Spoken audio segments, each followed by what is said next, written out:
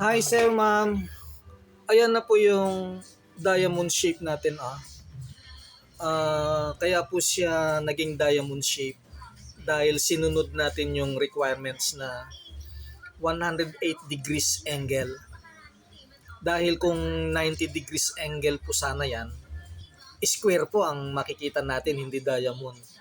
Kaya siya po diamond ay dahil 108 degrees angle po ang ginamit natin para maging ganyan ang shape niya. Pagkatapos ito na po yung from 8 radius ay 10 radius na po siya. So yung diameter po ng gumagapang ay 16 mm, gumagapang siya sa lapad na 20 mm. Ayan po.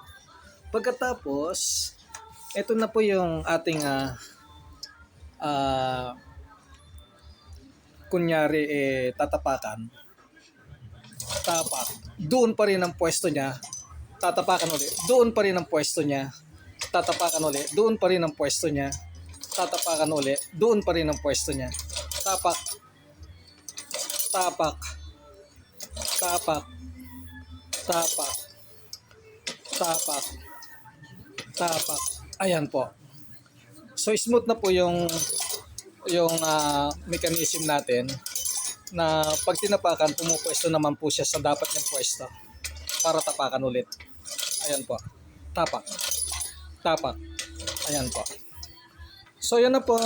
Tapos na po. Pwede na pong kunin. Yun lang po.